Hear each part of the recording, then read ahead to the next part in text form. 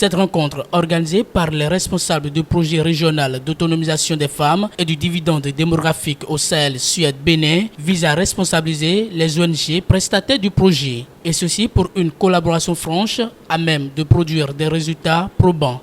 Cette cible de 530 240 filles vulnérables ne pourra être touchée que par la mise en œuvre des 3 sous-projets de la composante 1 opérationnalisés par les ONG prestataires à travers une approche à la fois globale, inclusive et innovante. Nous attendons à travers vos interventions qu'à partir de 2024, le Bénin soit compté parmi les pays où le taux de filles qui finissent leur cursus scolaire au plus haut niveau est élevé, le taux de décrochage scolaire est faible, le taux de femmes exerçant des activités génératrices de revenus et autonomes est élevé. Ce sont autant d'indicateurs sur lesquels vous et nous ferons le bilan pour évaluer vos interventions. Nous nous engageons à déployer tous les efforts possibles pour la réussite efficace de ce projet qui constitue pour nous un réel motif de satisfaction et surtout d'espoir que je tiens à saluer ici. Les ONG prestataires peuvent désormais compter sur l'accompagnement du ministère des Affaires sociales et de la microfinance. Les activités du projet Suède couvrent les 12 départements du Bénin pour une durée de 5 ans. Ce programme bénéficie également de l'appui des partenaires techniques et financiers de la Banque mondiale.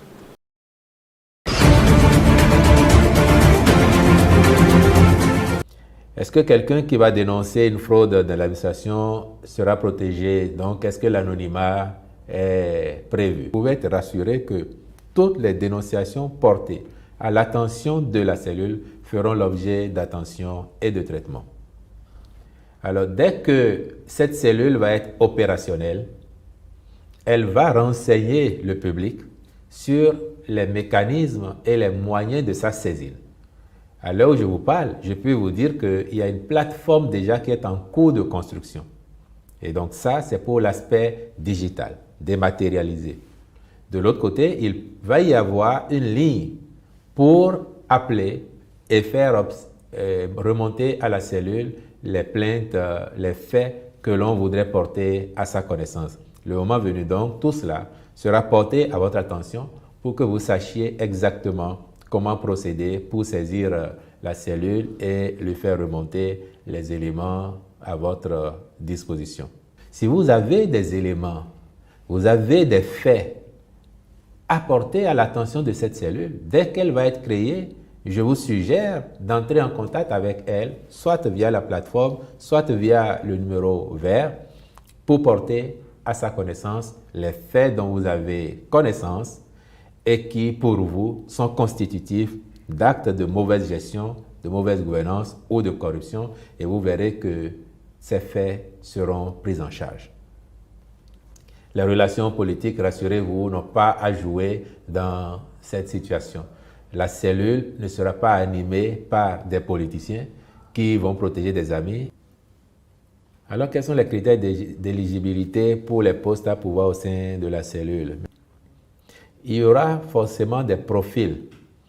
Pour une cellule du genre qui va instruire des plaintes, vous imaginez qu'il faut avoir des profils. Peut-être il faut être juriste praticien, avocat, un auditeur ou un enquêteur. Il faut être un administratif rompu pour que quand les plaignants soumettent des dossiers, ceux-ci puissent être analysés dans leur pertinence, mais aussi dans leur régularité, afin que des suites pertinentes soient données aux faits soumis. Le Bénin dispose depuis plusieurs semaines d'un nouveau code général des impôts. Il vise à sécuriser les recettes de l'État tout en respectant les droits des contribuables conformément aux exigences de l'état de droit. À la question de savoir si les produits achetés en gros au marché d'Antokwa pour vente dans les quartiers sont exonérés de TVA, le directeur général des impôts répond. Les produits locaux sont totalement exonérés d'impôts.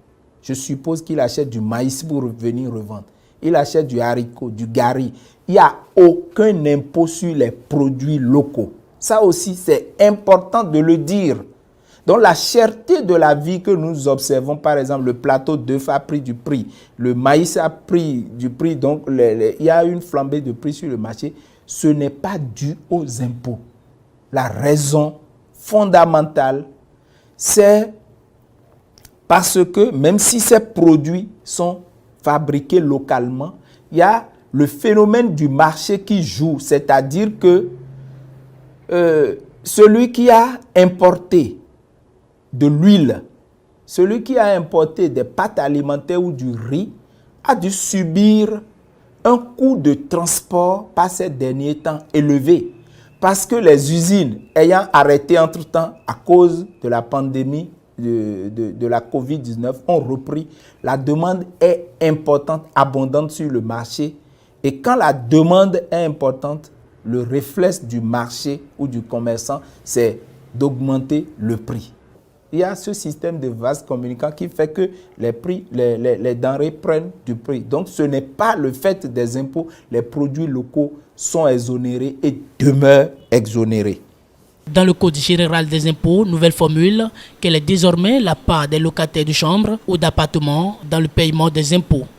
Ce qui existe, c'est que les entreprises ont cette obligation de faire une retenue sur les loyers de leurs propriétaires, de loyers à payer aux propriétaires. Mais vous, locataires, personnes physiques, vous n'avez aucune obligation. Vous payez votre loyer à votre propriétaire, c'est terminé.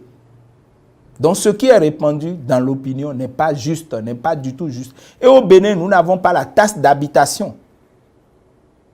C'est au niveau de la taxe d'habitation que les propriétaires, les locataires payent les impôts, payent la taxe d'habitation. La taxe d'habitation suppose que du fait que vous habitez quelque part, que vous soyez locataire ou propriétaire, vous payez un impôt. Ça n'existe pas au Bénin.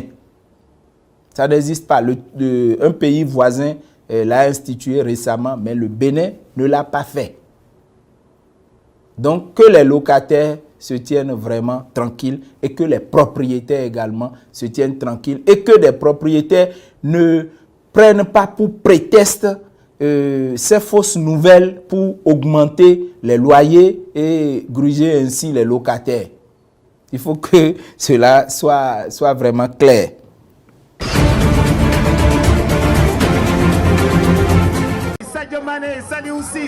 Les Lions de la Teranga, reçus par Macky Sall, signe de la reconnaissance par le Sénégal de la mission d'État accomplie par les défenseurs de ses couleurs à la Coupe d'Afrique des Nations de football Cameroun 2021.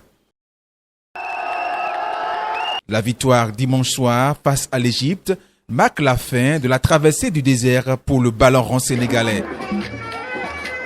Une prouesse appréciée à sa juste valeur par le président sénégalais.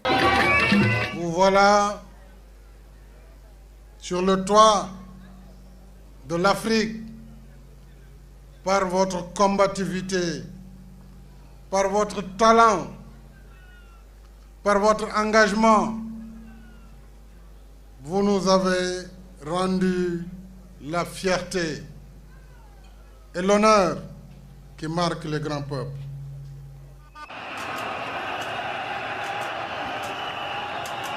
Signe de la reconnaissance du travail accompli par la troupe d'Aliou Cissé, la présence de cette marée humaine, Dakar a tenu à célébrer ses champions, profitant de la journée fériée décrétée après la victoire des Lions. Le jeu valait certainement bien cette chandelle. Le Sénégal n'a-t-il pas trop attendu cet instant?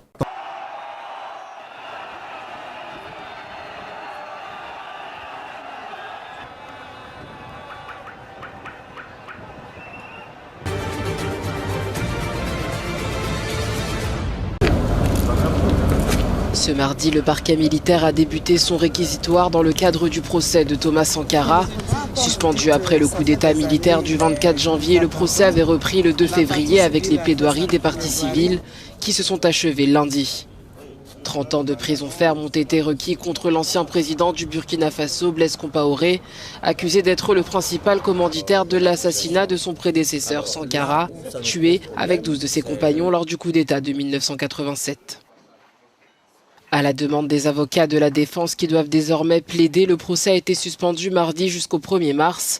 Avant cette suspension, le parquet militaire a demandé au tribunal de reconnaître Blaise Compaoré coupable d'attentat à la sûreté de l'État, de recel de cadavres et de complicité d'assassinat. Hyacinthe Kafando, ancien commandant de la garde de Blaise Compaoré, autre grand absent de ce procès, encourt lui aussi 30 ans de prison.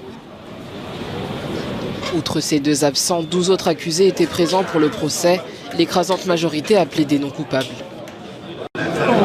S'agissant du général Gilbert Diendéré, seul principal accusé présent, 20 ans de prison ferme ont été requis.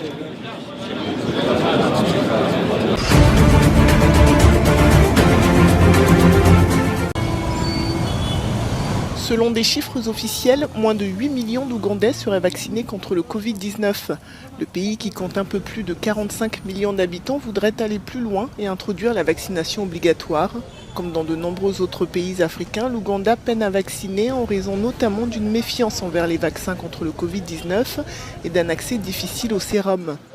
Un projet de loi vient donc d'être proposé au Parlement. Il prévoit des sanctions qui vont jusqu'à une peine de 6 mois de prison pour non-respect des exigences de vaccination lors d'épidémies. Car jusqu'ici, toutes les tentatives du gouvernement de faire appliquer le pass vaccinal, notamment dans les transports publics et pour les fonctionnaires, s'est heurté à l'opposition d'une grande partie de la population. Le gouvernement espère donc que la proposition de loi permettra d'accélérer les choses.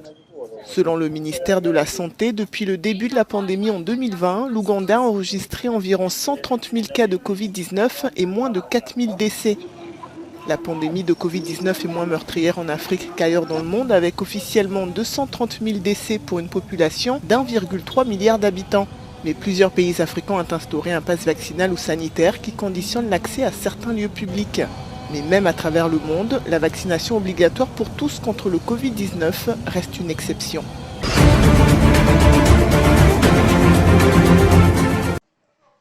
Le Somaliland poursuit la quête de sa reconnaissance internationale. Le chef de la diplomatie de ce pays autoproclamé situé dans le nord-est de la Somalie, qui conteste toujours sa souveraineté, s'est rendu à Taïwan, dont l'indépendance est aussi contestée par Pékin. La visite des responsables du Somaliland passe donc mal en Chine et en Somalie, attitude dénoncée par les responsables de ces territoires. En tant que nation souveraine, le droit du Somaliland à s'engager dans des relations étrangères pacifiques et amicales avec toutes les autres nations est inscrit dans le droit international et toute mesure coercitive ou menaçante visant à refuser une telle collaboration entre partenaires internationaux représente non seulement un affront aux principes, protocoles et normes sur lesquels repose l'ordre international, mais ne contribue guère à promouvoir la paix et la sécurité de la région et du monde. Depuis la proclamation unilatérale de son indépendance en 1991, le Somaliland n'est toujours pas reconnu par la communauté internationale.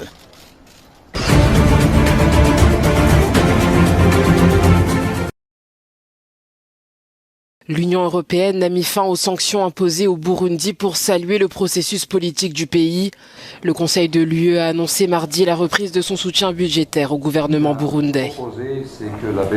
En 2016, l'UE avait suspendu les appuis financiers directs fournis à l'administration burundaise en y intégrant les appuis budgétaires pour sanctionner les violences provoquées par une crise politique. Toutefois, ils avaient maintenu intégralement le soutien financier à la population. La mesure concernait une aide globale de 430 millions d'euros pour la période de 2015 à 2020. L'abrogation de la décision prise en 2016 va permettre de relancer la coopération avec le Burundi, a annoncé le communiqué du Conseil de l'UE, en soulignant que la décision est l'aboutissement du processus politique pacifique entamé lors des élections générales de mai 2020. Sur Twitter, le ministre burundais des Affaires étrangères a précisé que la levée des sanctions est une victoire partagée entre le Burundi et l'Union européenne, au terme d'un long processus de dialogue franc et sincère, saluant un ingrédient pour le réchauffement de leurs liens bilatéraux. Toutefois, les ONG ne semblent pas être du même avis. Elles soutiennent que rien n'a changé pour justifier cette démarche qui pourrait encourager les auteurs de violations des droits de l'homme qui opèrent déjà en toute impunité.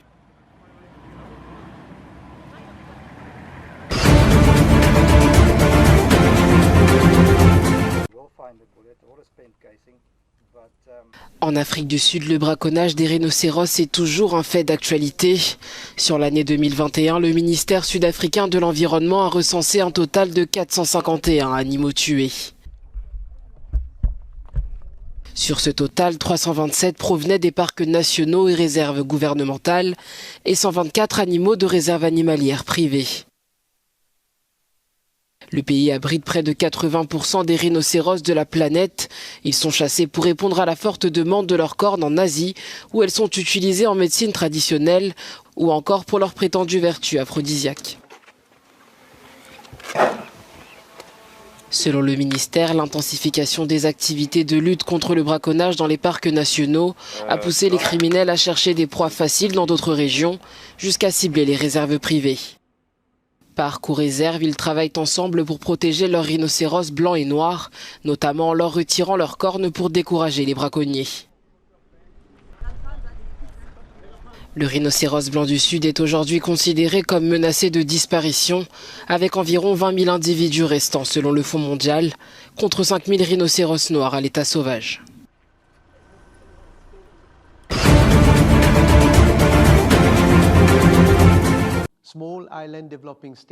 Le gouvernement de l'île Maurice va mener une expédition vers les îles Chagos. Alors que le voyage annoncé comme une entreprise historique prévoit de cartographier les récifs dans les eaux qui entourent les îles, ce motif scientifique apparaît comme un prétexte aux yeux des autorités de la Grande-Bretagne qui possèdent encore l'archipel. L'île Maurice, soutenue notamment par les Nations Unies, se bat depuis 1975 pour récupérer les îles Chagos. Il apparaît qu'un groupe de Chagossiens âgés, contraints de quitter leur foyer sur les îles par la Grande-Bretagne il y a un demi-siècle, fasse également partie des passagers à bord de ce bateau. Les Britanniques y voient une démarche hautement politique de la part de l'île Maurice qui cherche à affirmer ce qu'elle considère comme étant son droit légitime. La Grande-Bretagne affirme que l'île Maurice pourra récupérer les Chagos lorsqu'elle n'en aura plus besoin pour des raisons de sécurité. L'une des îles, Diego Garcia, abritant en effet une importante base militaire américaine. Le ministère britannique des Affaires étrangères a été informé du voyage en bateau. «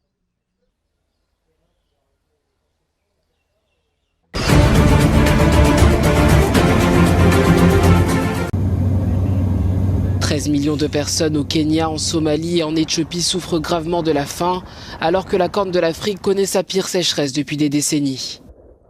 Le programme alimentaire mondial sonne l'alarme sur la situation dans la sous-région. La sécheresse a détruit les cultures et provoqué une mortalité animale anormalement élevée, obligeant les familles rurales à abandonner leur foyer. Nous n'avons pas eu les 2 dernières saisons des pluies, nous n'avons jamais connu cela avant. Il n'y a que des tempêtes de sable et nous avons peur qu'elles nous recouvrent tous. L'aide alimentaire est distribuée dans les zones arides du Kenya, de l'Éthiopie et de la Somalie, où quelques 13 millions de personnes risquent de souffrir de la faim au premier trimestre de 2022. Après 3 saisons des pluies ratées, la Corne de l'Afrique est au cœur d'une grave sécheresse qui touche jusqu'à 13 millions de personnes. Le sud de l'Éthiopie, le nord du Kenya et la Somalie sont touchés. Le bétail meurt, les récoltes sont mauvaises et les populations sont contraintes de quitter leur foyer. Selon le PAM, 327 millions de dollars sont nécessaires pour répondre aux besoins immédiats lors des 6 prochains mois et aider les communautés rurales qui vivent de l'élevage et de l'agriculture à devenir plus résilientes face aux chocs climatiques récurrents.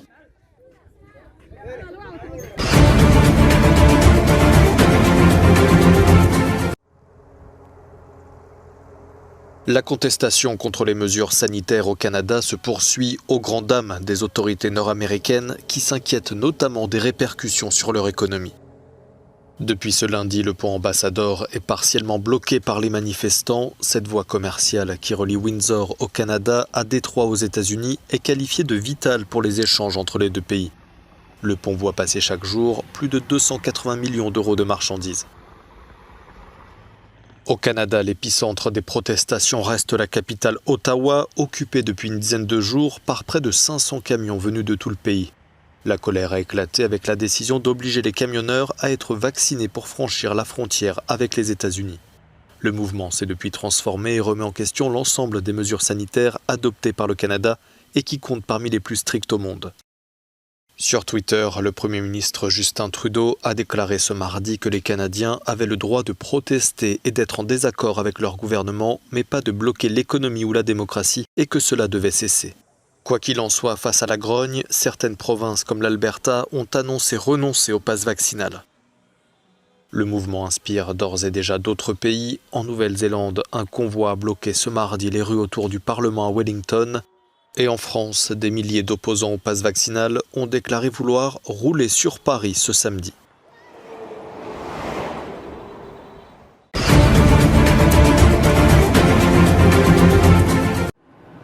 L'Europe veut à tout prix éviter une guerre entre l'Ukraine et la Russie, mais des troupes et du matériel américain sont arrivés en renfort en Pologne. Paris, Berlin et Varsovie font front commun pour tenter de désamorcer la crise. Leurs 3 dirigeants se sont retrouvés mardi soir dans la capitale allemande, dernière étape de la tournée diplomatique d'Emmanuel Macron. Si la diplomatie est privilégiée, ils n'entendent pas pour autant laisser faire Moscou. Le déploiement de troupes russes à la frontière avec l'Ukraine est très inquiétant et notre évaluation de la situation ici est identique, tout comme notre position. Une nouvelle violation de l'intégrité territoriale et de la souveraineté de l'Ukraine est inacceptable et aurait des conséquences de grande portée pour la Russie. Des conséquences politiques, économiques et certainement aussi géostratégiques. Nous devons trouver une solution pour éviter la guerre. Comme je l'ai dit, c'est actuellement notre principale tâche. Je crois que nous y parviendrons. Plus de 100 000 soldats russes sont toujours massés aux portes de l'Ukraine, ce qui fait craindre aux Occidentaux une invasion du pays.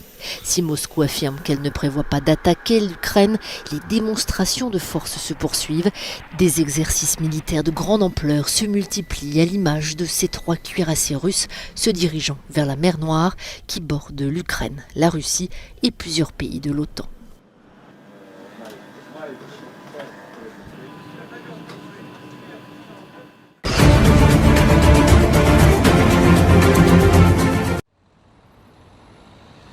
L'Organisation mondiale de la santé exhorte les pays riches à verser en urgence 14 milliards d'euros pour financer la lutte contre le Covid dans les pays défavorisés.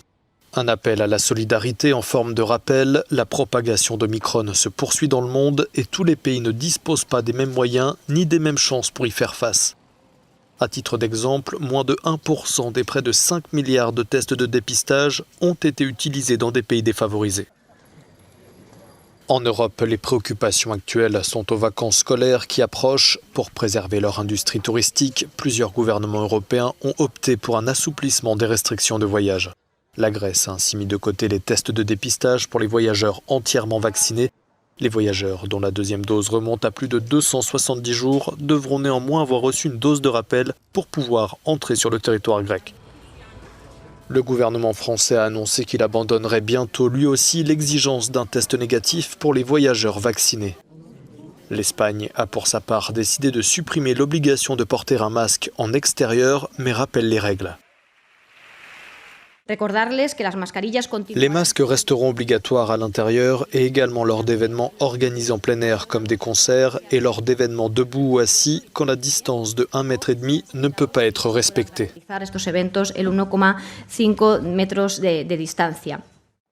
Avant de partir, les voyageurs sont invités à bien vérifier les réglementations en cours dans le pays de leur destination, les législations évoluant très régulièrement.